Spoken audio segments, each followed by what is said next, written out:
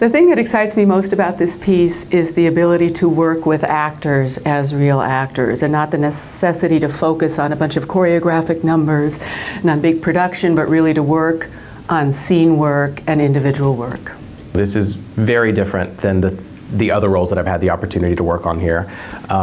It's been very challenging, and to approach a character that's so outside of myself physically. He's German, so I've gotten to work on a dialect, which has been great. Miss March, since you come here, what, 6 weeks now, is it?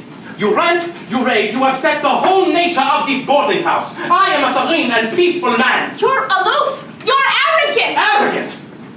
Miss March, I spoke my mind as you spoke yours.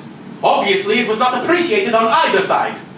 This was the first children's novel that was written in the time period, which was 1868, that represented children as real characters and not little ideal Stepford kids, but kids with problems and issues and joys. I saw the Broadway show when it first came out in 2005.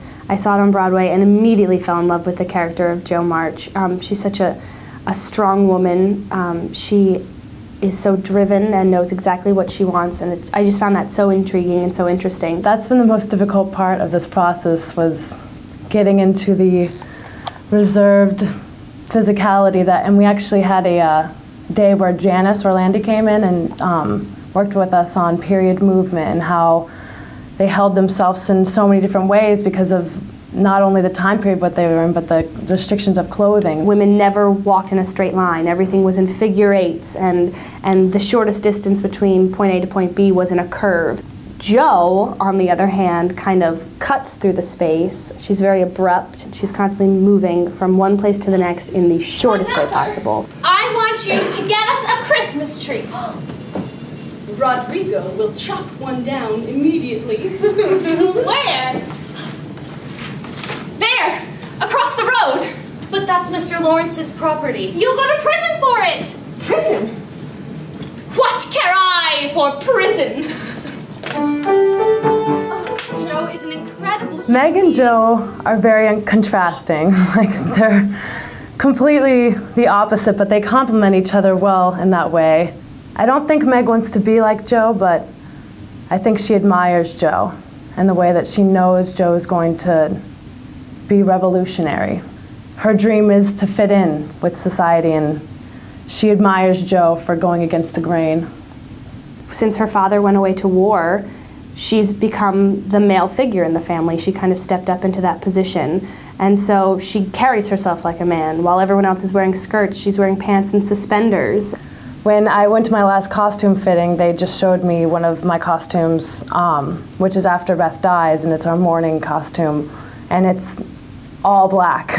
And I was completely shocked, and I hadn't even thought about that, but they literally showed their mourning to everyone through their clothes. And just putting it on, the fabric itself was heavy and weighed me down. And it really helps developing character when you have these heavy gowns on that are so constricting and upright and full, and it just really helps you create behavior for your characters that you never even thought of before.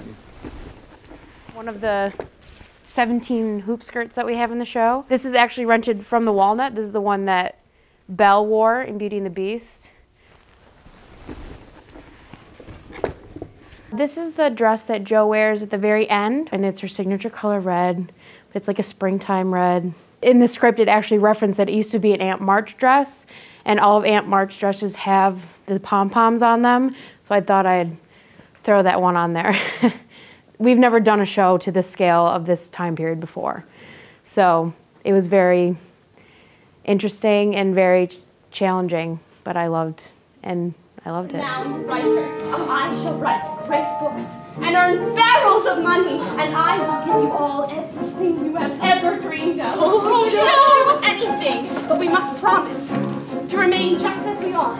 No matter whatever happens, we must promise that it will always be the 4 March sisters, forever.